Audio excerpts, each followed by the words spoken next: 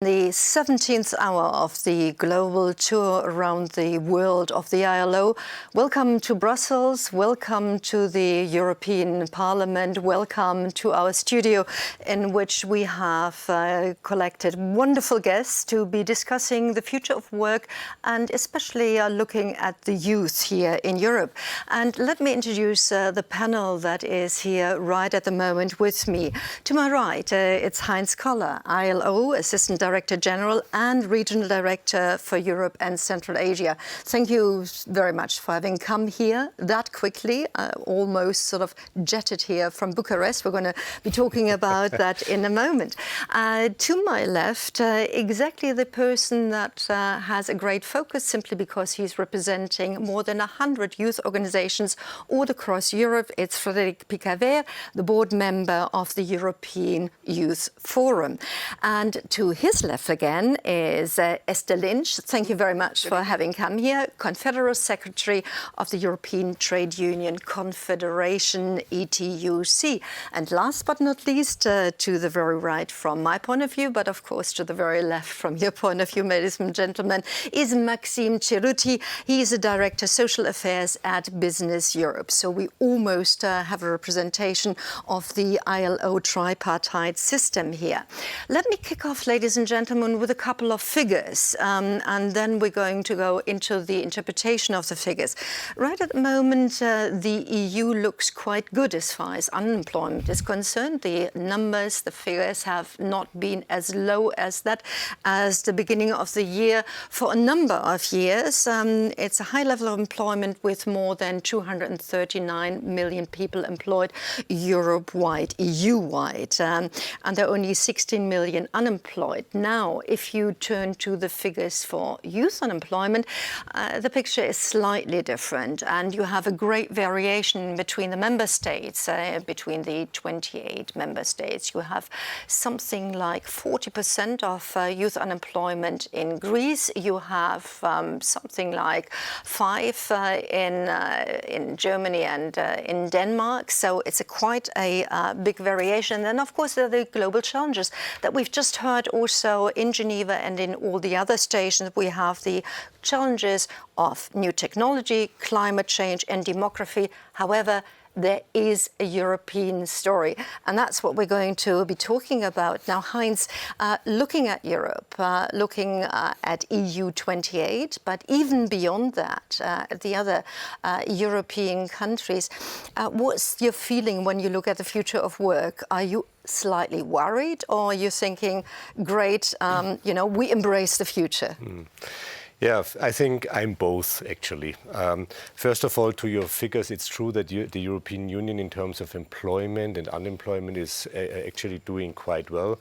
But the quantity is one thing. The quality of the work, we call it decent work in the ILO, is the other thing. So in terms of quality, and that would be one of the challenges also with regard to the future of work, is that we see quite a high number of uncertainty and insecurity. People do not know what's coming. Whenever I give a talk about the future of work, people don't want to know about digitalization, Uberization, robotization. They want to know, what does it mean for me? What's the social dimension of all of this? And I think that's the same discussion all over the world, globally. So in other words, they want to know, if I'm in the gig economy, where do I get my unemployment insurance? Where do I get my social protection? Will I get a pension? All these questions, and that's the question where the ILO really tries to add its value with its 100 years of its centenary coming up. We are the only surviving, if you like, institution from the Versailles Treaty of 1919. So we have a little bit of experience on that one. On the other hand, I'm quite optimistic as well, because I think it's now common knowledge that we have to accept the change. The so-called fourth industrial revolution, it's the fourth, which means we have already had 3 before us, so it's nothing new as such. I mean, the speed is really the new thing. However, if you look at the history very briefly, in the beginning of the 19th century, there were poor weavers in England called the Luddites. And when the weaving machines came, they destroyed them because they were afraid that it would put them out of work. I think nowadays nobody would have the idea to destroy his tablet or his iPhone, so people accept the new technology. That what is actually optimistic. People accept the challenge. They want to be the master of the challenge. They want humans in command of artificial intelligence. And therefore, I think that's the good news. And also, we should not forget, it offers lots of opportunities as well in terms of work-life balance, time sovereignty, and all the rest of it. And I think we will talk about that later. We have a whole hour to discuss all these issues. Esther, of course, trade unions look at the future always from the point of view we need to protect our members, and we need to see to it that they can survive, they can thrive. So looking at these global challenges and looking at Europe in specific, where do you see the worry part and where do you think, oh, that's what we're going to embrace? I think the biggest threat to the future of work being fair is what's happening in the present. If I compare my working life with my parents' working life, so my parents struggled without a pension. They had to face sexual harassment in the workplace. There was, my father even had to work a half-day Saturday. There wasn't even a 2-day weekend. Very bad health and safety at work. Pensions, hardly a pension. And I look at my life, and I've the benefit of all those things as a worker here in Europe. So I can not, I've a right not to be sexually harassed. I've a pension. I put my hand at work, and I say must be respected. I need all important health and safety. I've had maternity leave. I've benefited from all of that. But when I look at the working life of my son and his friends, they have none of it. In fact, their working conditions have a lot more in common with my father and my mother's working conditions. And if we don't fix that now, like if we don't get everything back on track so that the same rights and entitlements that I have, I can expect my children and grandchildren to have. If we don't fix that now, then there's no chance for a fair future of work. We can talk all we like about it if we don't actually fix the problems now. And I think the ILO, the Commission on the Future of Europe, sets out some good ideas about doing that, and one of those, of course, being the need to rein in the big companies. Companies now have multinationals. They've got bigger than a lot of member states, and if we don't do something to hold them to account so that they live up to their responsibilities, so they stop just taking, so that they pay their taxes, pay proper taxes, the same type of taxes that the working poor have to pay, so that they pay their way, and that they stop refusing to recognise workers as employees to whom they have responsibilities. That we really need to begin to do that. And I really think one of the very interesting ideas that the ILO has, which is the idea of a framework convention similar to the Maritime Convention, that would hold the poster boys, the online platforms, to account so that they will live up to their responsibilities. So I think, yeah, there could be a fair future of work, but we've got to fix the present to get there. Sounds like at least optimistic and sounds like something we can actually work on. Maxime, of course, as representative of employers, there might be a slightly different take to it on that. One aspect that we've heard about is accountability of the big wigs, but looking at Germany, looking at a number of other countries, it's not just the big companies, it's smaller companies, and you represent them all. Where do you see the future of work? Where do you see the challenges, and maybe also what can we do to fix it? Thank you very much. And the first thing is, of course, to welcome the opportunity to be with you at the ILO 24 Hours Global Tour. It's quite an undertaking to have this 24-hour dialogue. I mean, we are here to discuss the future of work, but I think as an employer representative, what I want to say first is that work is the future. And when saying work is the future, what I mean is that we need, of course, to have enterprises that are going to be successful if we want work to be the future, because employers are hiring people. So the first point is to have competitive enterprises in Europe. And I think it's clear when we look at global stage comparisons between Europe and other regions of the world that we have probably part of the highest living standards and working standards that people can enjoy on Earth in Europe, so we can be very proud of the European social model that we have built over years and generations. But of course, this is something that is ongoing, and I think the challenge in Europe nowadays is really to perform better on our labor markets and social systems, is to reform our education and training systems, it is to reform social protection systems, to modernize them, because of course there are some challenges relating to the way we do things in Europe. We have non-wage labor costs that are quite high in comparison to other global economies that are advanced economies. So it means taxes on labor, social security contributions. It's 1/3 higher in Europe compared to the United States, for example, and Japan. And of course, that is a very big challenge for European employers to hire people if the cost of labor is high. But I think the future is really about investing in innovation, investing in skills of people, making sure that there is an upskilling ongoing in Europe, that we are going to be able to specialize on high added value productions, that our enterprises are going to grow on these markets where the added value is. And for that, we need to be working together between employers and workers. And that's why I think part of our culture in Europe is European social dialogue. We work in a cooperative fashion and want to continue to do that as employers. Thank you very much for sort of laying down the red carpet. And I think one of the issues that we need to talk about later on, after Fredrik has had his say, is of course those areas that are not regulated yet, that are sort of a black hole, as we saw one discovered and photographed yesterday. There is sort of this sort of black space. Fredrik, when I sort of stated the numbers of employment, unemployment, it seems quite astonishing that the numbers for young people unemployed or employed are almost double that of the adult working population. So it must be of a special issue for you and a special worry what's going to happen to the members of your organizations. Where do they find work? How do they find work? What's your take? Absolutely, we think that's absolutely right. We are actually going to be the first generation, probably, that will be worse off than the generation before. This is something to worry about. This is also an impact of what we have seen in the financial crisis of 2007 and 2008. It is still impacting how young people live today. If you ask me, are you positive or negative on the future of work, I say that depends on the policies that we get from our policy makers, from our decision makers, and from our politicians.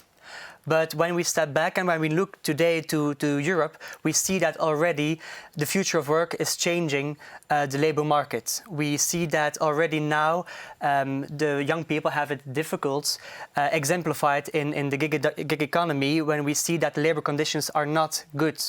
We see that also today, 1 in 4 of young people, 1 in 4, is at risk of social inclusion and poverty. This is not nothing. This is a lot of young people. It is 1 in 4. Also, we see that it is incredibly important for young people when they transition from the education to the labor market that they find a job, because the most important source of long-term unemployment is youth unemployment. And we see now that when young people make that transition, they are getting stuck in a cycle of unpaid work and unpaid internship. This is something that we should tackle. We have an economy that is now better than it was the last 10 years ago. It is quite in a good state. So we have now to see how we can not only increase jobs, but increase quality of jobs. The labor market, the supply is there. There's a lot of demands for new forces in the labor market. So let's think about the quality of those jobs. Why is that also important? I think because a job for young people, but I think in general, a job for young people, it is not an end. It is a means for having a good life. Yeah? We have to think about, for example, GDP. Is that capturing everything? No, it isn't. It is. There are also other things. And actually, we think that the GDP and how many people are in work, it doesn't capture a thing. We should think about what is well-being for us? How can we be happy? And maybe so involve a little bit of the Bhutan happiness model? Yes, absolutely. But there are some staggering figures, like the risk of social exclusion, but also more than 40% of young people are in temporary jobs. This is not good. We see that unless policy makers act now, this is not going to go well. It is going to exacerbate already bad policies. And what we have to say to policy makers for the future of work is that we're always talking about the future of work. And we don't have to talk about the future of work. This is not going to be that, it's not the future of work, it's not going to be there somewhere.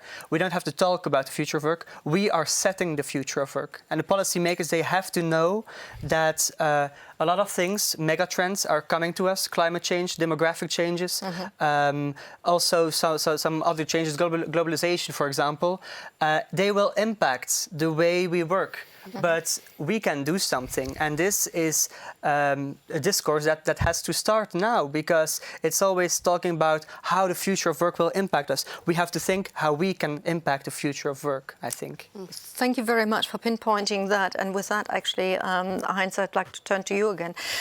It's not that this is new. And that we need to act now. So everything that I've heard in this first round, in fact, the ILO has set itself a task like 2 years ago already to suss out the most important issues that need to be tackled in order to have not just a future, but a positive future. And you came out with a wonderful title for the report after these 2 years, Work for a Brighter Future.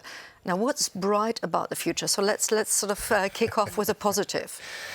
Well, okay. First of all, I mean, let me just say one thing. It's the so-called digital divide. We should realize that half of the world population, 4 billion people, do not have access to the internet. So the other half should consider itself lucky that they have the possibilities. So that's bright already. You tell that to a youngster somewhere downtown in Cologne or in London. I don't think they will appreciate that. If I tell them you don't have a mobile phone, you can't use your computer, they won't be too happy if I tell them. Absolutely. So I mean, that's a new normal. That's the new normal. Yeah. But indeed, and that's why the EU is so important for this global commission, because, by the way, it's an independent expert group, but basically called by the ILO. We had this kind of bottom-up approach. We had organized, in particular in the European Union, national dialogues to feed into the work of this global commission. And I have to say there is a lot more working ongoing that you think. So it's not that we just discuss what needs to be done. We have already a lot of best practices what can be done.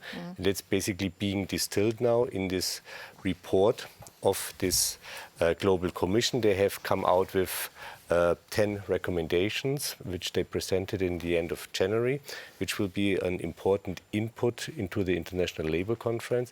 And now we are going around again and see what's the feedback on those recommendations. And I have to say, there was a big conference yesterday, the day before yesterday in Brussels. I was yesterday in Bucharest at the informal EBSCO. Last week we were in a meeting with the Nordic Council. And it seems that this Global Commission has hit the right topics. The right topics really are invest in people. So, for instance, a universal entitlement for lifelong learning. We have to face the fact that with one set of skills, you will not survive your own entire professional life. So we need to help people always to transition, not only school to work transition, work to work transition. Then also, very important, you need to have the security of being part of a social protection system while you are transitioning. Very important, in order to combat this feeling of insecurity, uncertainty. I'm only working in a part-time job, I have no job security, and all the rest of it. Secondly, investing in institutions of work. There we have, or the Commission has suggested a universal labor guarantee, fundamental principles and right at work, very important. An adequate living wage, also very important for young people, maximum limits on working hours, and also very important, occupational safety and health at work. It's maybe not so much here the case, but if you look at Rana Plaza, then I don't need to say more about it.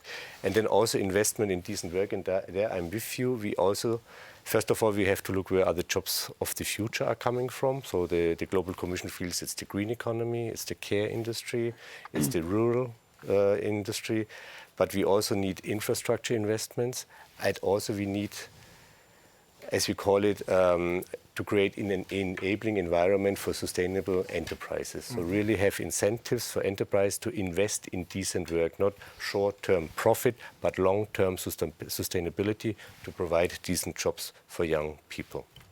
I think you could go on and on because 10 points, I always get worried Those were the about the main time. ones. Then it's going to be 7 o'clock or 1900 hours, and we haven't gone far. Esther, you were nodding heftily when Heinz was pointing out we need to sort of get into the right areas, green, we need to go into the care industry. We need skills. Yeah, you also said about the labour guarantee. So if I can say a little bit about that first, and then I'll talk about the skills. So what's really interesting about what the ILO is saying about the universal labour guarantee is they're recognising that it shouldn't just be employees who are protected. That we need to protect everybody, regardless whether they're an unpaid intern or whether they're a self-employed person, that everybody's hour of labour is as equal of protection as anybody else's. You can't say, OK, we can sexually harass that person just because they're self-employed. That, you know, so this idea of covering all hours of work with the same protection is something we're very much trying to push out the boat on here in the EU. And I think it's something the EU could be doing a lot more about because we have the capacity to give better rights to self-employed people, to make sure that everybody's hour of work. When you talk, let's do a quick sort of deep dive. When you talk about self-employed people, you're probably not talking about sort of freelance moderators like me or about the lawyer. You probably talk about people that are sort of hiring out 6 hours here, that are maybe part of the platform or gig economy, as it's called.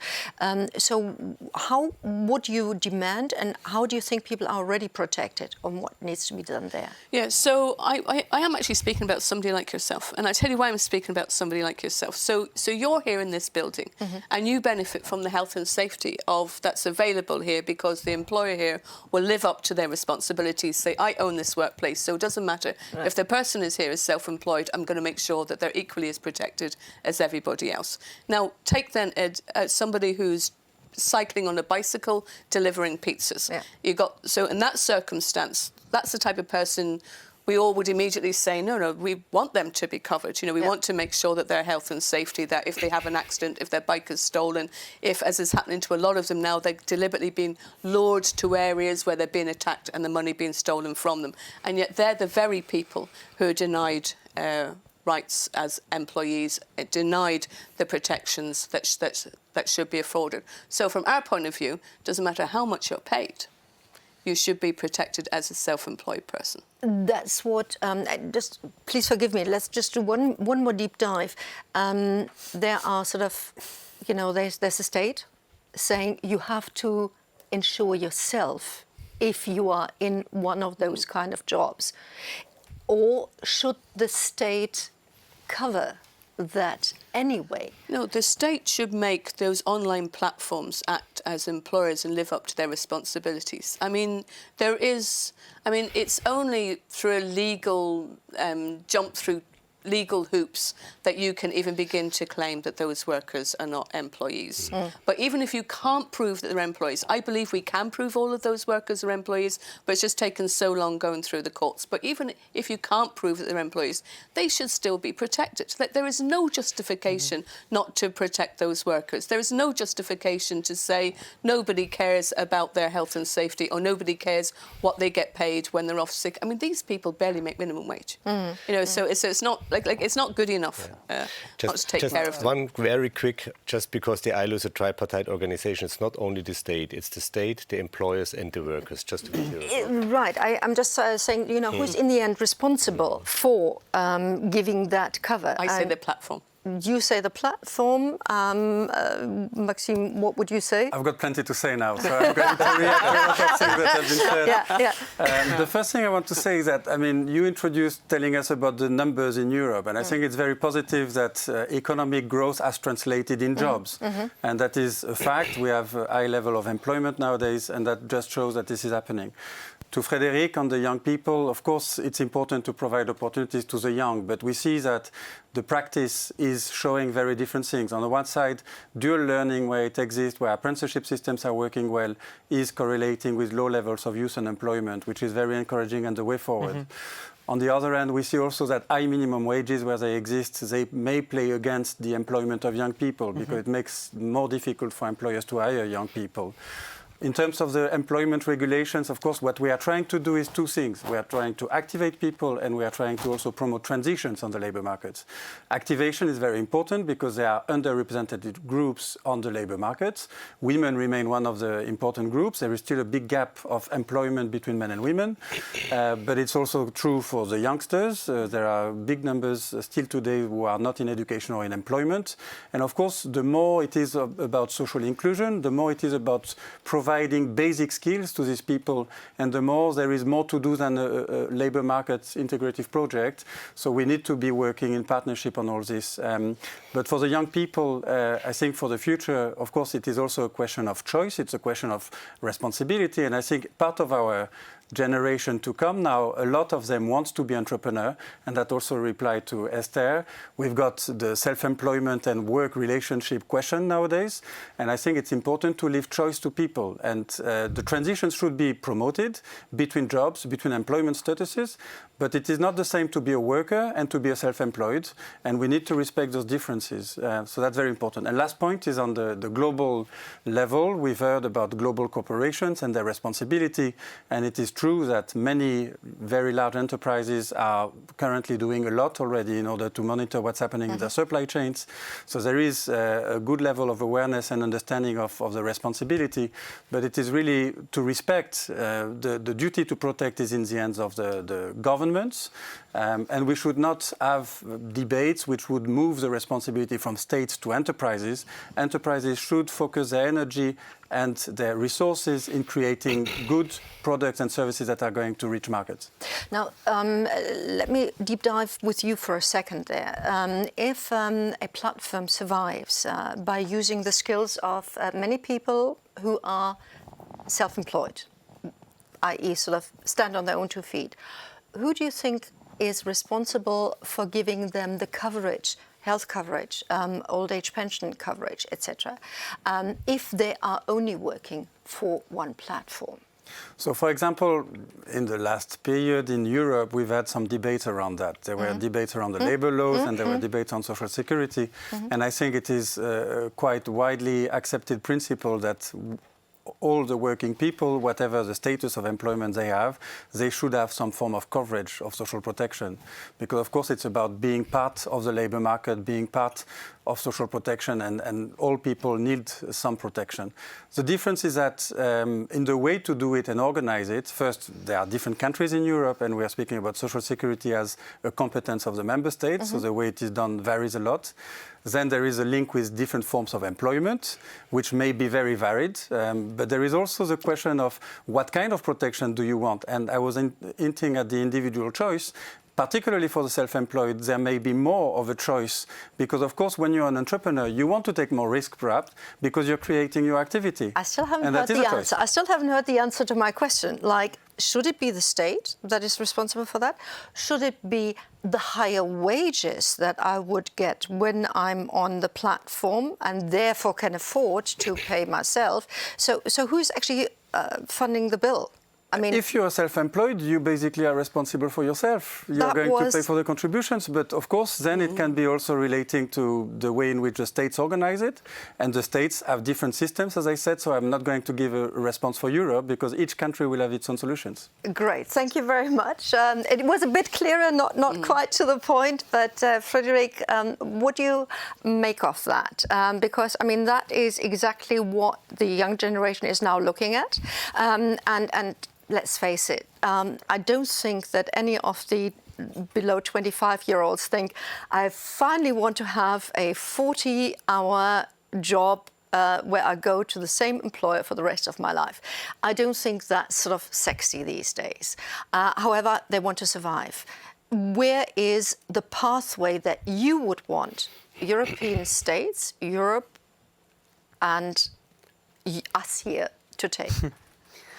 Well, first of all, I think it is true that there are different national solutions to platform workers. But I do know when I get in touch with my friends in Rome, when I go to Iceland, when I was in a conference in Austria, young people are facing the same issues, the same difficulties. So on that front, I think a European answer is necessary. Maybe the competency is not fully on the European level, but young people throughout Europe, they face the same difficulties with, for example, the gig economy. It's easy to say that in all national systems, they all have a different answer, but they all face the same difficulties. So it might be interesting for that to go to the European level and think about what we can do there at that level. What do you expect?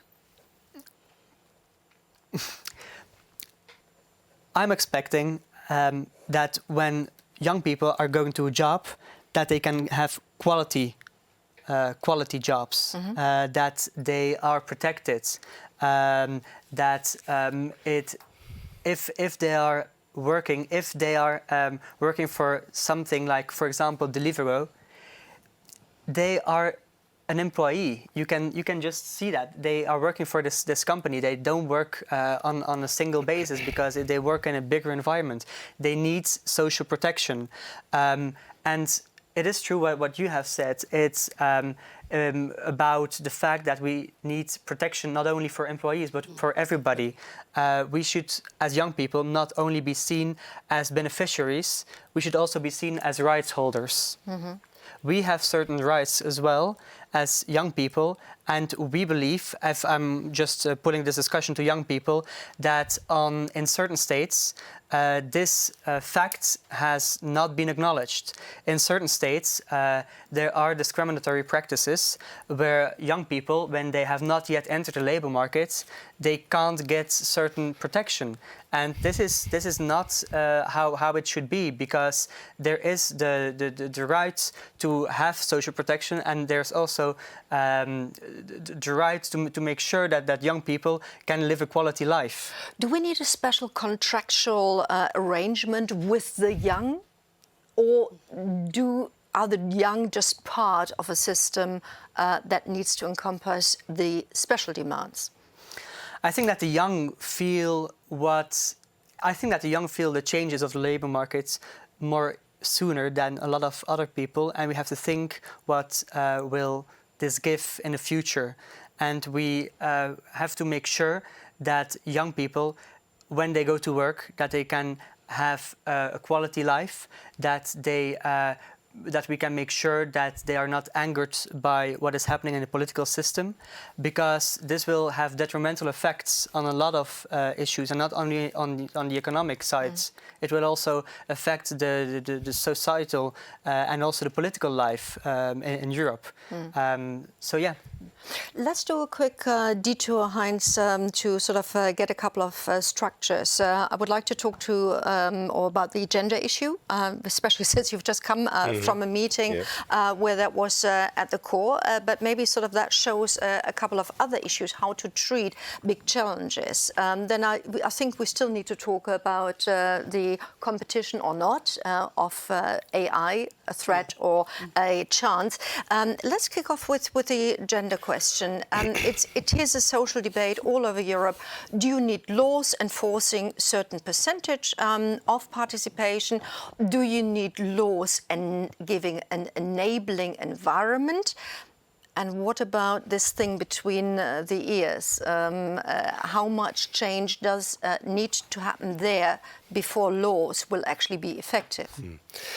Well, let me say I went to this informal EBSCO, and the exclusive topic was gender equality. I find it very remarkable. So 20 still 28 member states around the table were discussing that together with the social partners. Again, from a historical point of view, in 1919, one of our first two conventions dealt with maternity protection and women at night work. So, I mean, we have a 100-year experience. Those were the days when women were not even allowed to vote and exercise other civil rights. So we have come quite a way. However, I mean, let's just put the facts on the table. Women participation in the labor market is still much lower than men for various reasons, number one. Number two, even if women are in the labor market, the quality of the jobs is usually a little less or much more less than men. Then there is this so-called, in the ILO we call that motherhood penalties. I mean, if you bring up children, your care services are not paid. And when you enter later the labor market, and usually you cannot use your qualification, and then you have this wage disadvantage. Then the famous gender pay gap. In the EU, it's still 16%. Globally, it's 20%. If you look at it from a country perspective, I was surprised to learn that in Romania, the gender pay gap is only 3.5%. It can go up, I won't name the country, up to almost 26%. So there's a lot of work, even in the EU, to do. Which is why we celebrate the Equal Pay Day in March. Yeah, indeed, yes. That's still a sad happening. Anyway, yeah. Absolutely. I mean, and then also it's also this question of this underrepresentation at the top. So women as kind of leading figures who inspire other young women to do the same. This is something which is still missing also, by the way, in workers and employers organizations. Yes. I mean, we have to be fair. So those are the facts. And then many people agree the underlying current is really that we have this kind of gender stereotypes and this kind of unconscious bias against women. So you have to work on the psychology of the issues there. And does quota help? Quota? It's an interesting question. I mean, if you look at the European Union, I mean, the ILO is a kind of repository of good practices. So far, we have seen that in countries where they tried voluntary quotas, it did not work. And so increasingly, they decide to go to compulsory quota, in particular, where you have women as prime ministers. So, I mean, more, I leave it at that, I would say. Anyway, we feel, and that was, we have brought forward a report on a quantum leap for gender equality. That's to say, it has not yet happened, but it has to happen. So we brought 4 paths, 4 proposals, and there, again, the rights of women, very important. Iceland, for instance, because I was there last week, they have now this standard, compulsory standard for enterprises to show how much they pay to women and men and to justify if there's a gender pay gap. I thought that was a very interesting example. Then better access to infrastructure, to care services, social protection, which helps women and men, by the way. It's the same thing about paternal and maternal leave. So men need to take their responsibilities for their families as well. Listen up, guys, that's the fact. And lastly, the support really for them also to find their way back into the working life. This kind of transition which we want to offer to young people, we also need to offer to women. Before you get more nervous, I stop. Yeah. We only have one common enemy, and that's time. And for you, time is probably more precious than for us. Esther, I mean, it's an old debate. It's not new. So you must have a couple of issues. Do we need a Me Too, but a positive Me Too, like I earn just as much as my neighbour at the next desk? What a great idea! That sounds to me like a great idea, because it would expose the injustice of unequal pay. There in a is positive way, like, you know, I earn just as much as Heinz, which I don't, but, you know, but saying, you know, we are the role models. We are outing ourselves as the ones who've done it, and not just because we are on some glamour papers, but because we're actually doing it. I think that's a great idea, and there are some really good, there is some really good leadership both in business and in the workers' movement. I think particularly Sharon Burrow is the head of the Workers for the World. But there is one group of people I'd like to talk about, and that's a group I belong to, and that's women over 50. And often discussed with women who are my age, and it's like discrimination changes as you get older as a woman, and it's hard to explain it. Does it get worse or It changes. Okay. Yeah, and it's hardly ever written and talked about, so I don't necessarily have the right language of it. But if I can add that to this debate about the skills and the future of work.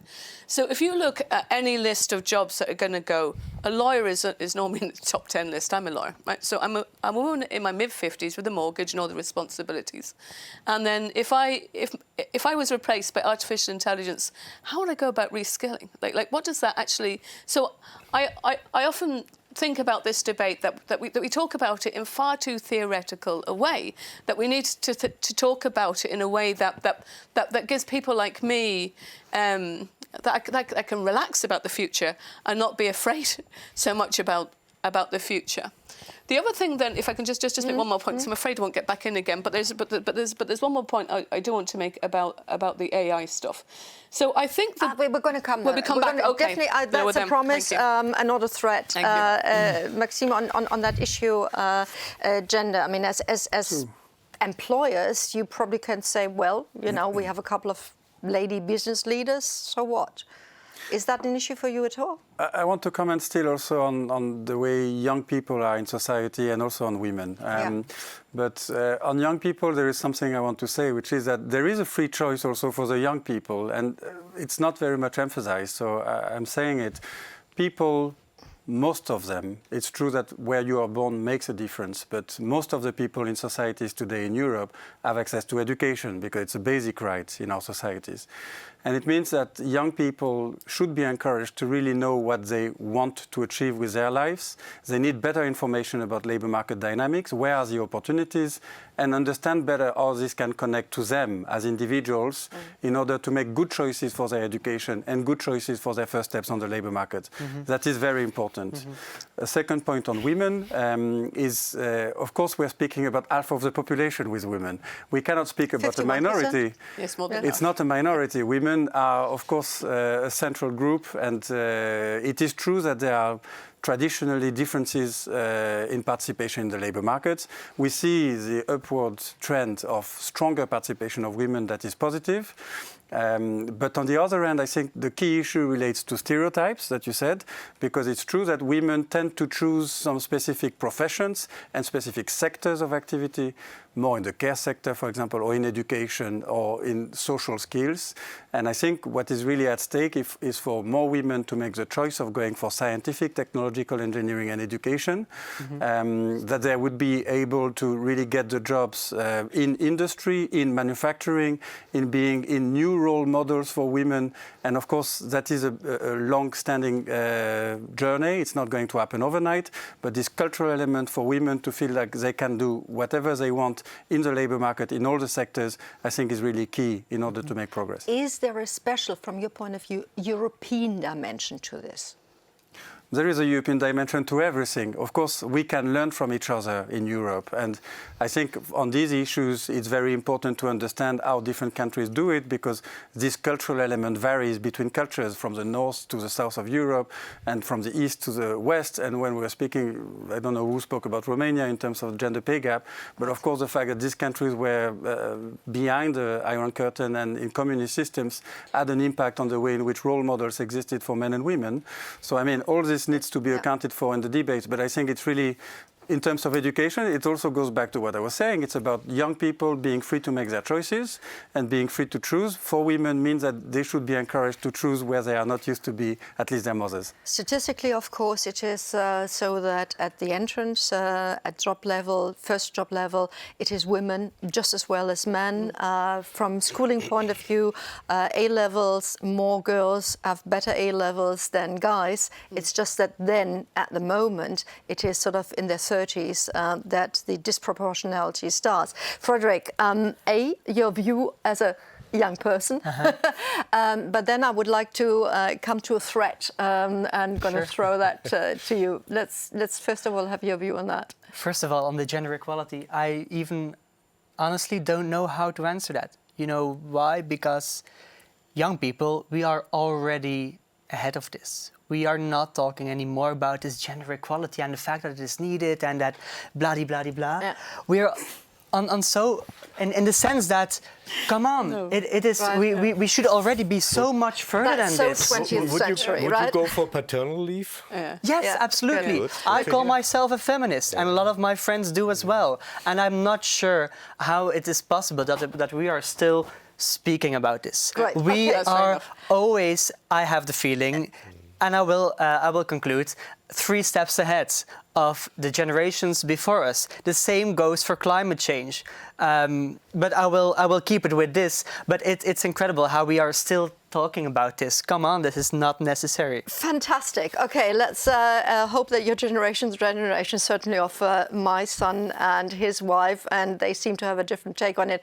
So I hope that your hopes are correct and that your observations will persist in the next 10 years. Now, one thing that's out there, and that's probably going to hit you harder than anybody else here at the table, is we're going to grow older as a generation. Mm-hmm. Probably, well, you know, if we play our cards right and if we will live healthily, we can get up to 100. At the moment, we could actually go into old age pension after 65, 66, 67. You've got to pay for it. Mm-hmm. Does that worry you? No, it doesn't, because this is the wrong question. Why are we going to pay for this? Is this set in stone? There are other ways to pay for the social welfare state, we think, as young people. Okay. How? First of all, we think that intergenerational solidarity is needed and is fundamental. We do know that we will grow up in a different society than our parents and grandparents grew up. However, do we have to pay for this? Yes, we will partly have to pay for this. We also know that the pensions, when we grow old, it will be more difficult for us to access. But we have to sometimes also talk about the elephant in the room, and that is maybe the push for tax fairness and tax justice. In the sense that we have seen that the labor market is changing, that the future of work is there, it is here, and tech companies, for example, are using all the benefits. For example, we have talked about the gig economy, about deliverers in our world. They have a lot of advantages. Also, the Googles and the Facebook in this world, but they don't are getting taxed a lot. They have used those systems that they shouldn't use because there are some loopholes in the system. Also in Europe, also in the European Union, if we want to talk about the European Union, and this is something that is unfair, not only for young people, not only for workers, also for businesses. Who needs to do something about it, and who needs to do the enforcing? I mean, in the end, without actually, I mean, the issue is out there, but who needs to do it? We all have to step up our game, I think. And I've said it. This is an effort of a combined effort of everybody, because it is hurting also small and medium enterprises as well, because they see that they get taxed a lot, but they see as well that a big company that is 1,000 times bigger than theirs is being taxed at the same for the same amount of money. And how do we fund fund our social system, how we always funded our social system, it is through fair taxation. Okay. We don't say as young people, because this is a really touchy subject, of course, we don't say that taxes should be higher. We say that taxes should be fair, and that when we see that there are some benefits created in the future of work, well, for those companies, we have to see that everybody is getting their fair share. Thank you. Maxime wants a quick intervention. I want to comment because I think the point that you're making is very important. Of course, intergenerational solidarity is essential, and the pension systems are built over that. And of course, we need to make them sustainable over time. And in Europe, it is a particular challenge. And this is an issue, for example, us on the employer side that we really want to make progress on in order to make sure that you will get the pensions. But this is a responsibility of all, and all age groups will need to participate in that effort to make it sustainable. The second point is relating to the financing and taxation. How is it organized? The current state of play is that all social security, or to a very large extent, is financed through either taxation on employment or social contributions. This is one thing that I said at the very beginning, because the way we do it in Europe, with the traditions we have, and we all know that it is on a long time frame, is not very good, because it goes against employment, because the cost of employing people is very high due to the fact that either these taxes or social contributions, depending on countries, or both of them, make the pay bill very high for employers. So it's important to have debates. Of course, it's nationally, essentially, because the taxation is organized there, where we could shift the taxation away from employment in order to make it more attractive to employ and find other ways of financing the social protection systems. But I also want to say that work is the future. That's what my starting point.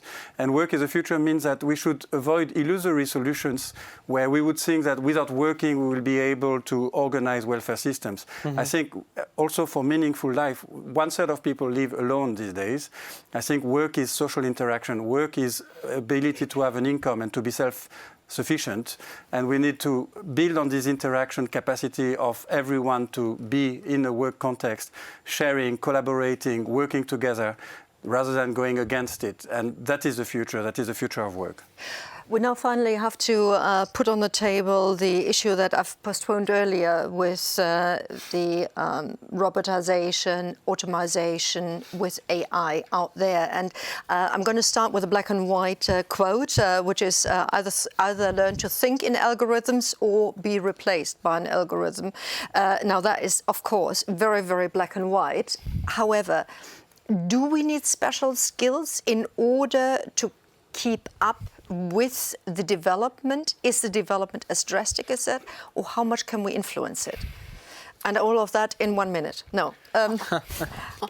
Well, first of all, the fact that we are sitting around the table and not robots, I think shows already. As yet. But I think my role is already being taken over by an AI in China. Could be, but still, I mean, somebody will have to program the AI nevertheless. So I think it's just a different form of work, and I still think we have this kind of human in command approach. I mean, it's not the AI determining us, we are determining the AI. And we need to make sure that this is going to happen. And I fully agree that we have to look at a different skill set. You were mentioning STEMs, that women, for instance, are not very strong in STEM right now. I don't think they cannot do it. I mean, it's just not, again, this is this kind of unconscious bias. I mean, we have to make sure that young people or people who are not looking after this more and more concentrate on that one. And I'm very optimistic that this is going to work. Just for once, I'm going to switch the sequence. Maxime, industry, employers need highly skilled people. They also need people to just sort of shift some stuff and just sort of do something. What is your take on the future of AI? Will we be replaced? And if it's not black and white, how much skilling up is necessary? I think there is ample evidence that when there are technological transitions and revolutions as we are in now, the jobs will be going and coming. So it's, of course, what is our responsibility is to make sure that this balance will be positive. And I'm very confident this will be the case. but we need to be also attentive to what is going on, and change is ongoing just now. I think what is very important is that for training systems, education and training systems, first, as social partners, we are part of the organization of the systems. That is more for the workers, so those who are in employment. And there, I think the challenge is for all workforce to make sure that everyone will have basic digital skills. And this is still not the case. A good proportion of labor markets do not have that enough. We need to upskill. We need to make it relevant for the jobs. We need to make sure that everyone has digital skills at the basic level. But we, at the same time, need to really excel in some areas. And that goes back to the STEM discussion. What is really, I think, in need now, and there are important shortages, especially for those skills, it's a combination of engineering and ICT skills. The technology allows us, for all sectors of the economy, to communicate better, to be able to make transactions as effective as possible. That has been very effective economically, and we need to continue in that direction. On the other hand, when it comes to labor markets, having people with the right capacities in order to produce effectively will be the basis for living standards going up in the future, because productivity, now that we have demographic change already ongoing, we know population growth is not going to be really the starting point for Europe. We will need migration from outside and really targeting those that we need in terms of our skills, in terms of the shortages we have in Europe. But we certainly need to have the people with the right skills in our enterprises. Frederick, when you talk to your member organizations, what feedback do you get? Are the youth, just because they're under 25 and everybody can use not just a phone, pad and whatever, almost naturally, are they already prepared for the future challenges? Some elderly people think they are. We are not, I have to say. So what is needed? Yes, thank you. Good question. And interesting debate and necessary debates. And that's also why we, as a European Youth Forum, we have put forward a report on the future of work. And in that report, we have 5 challenges.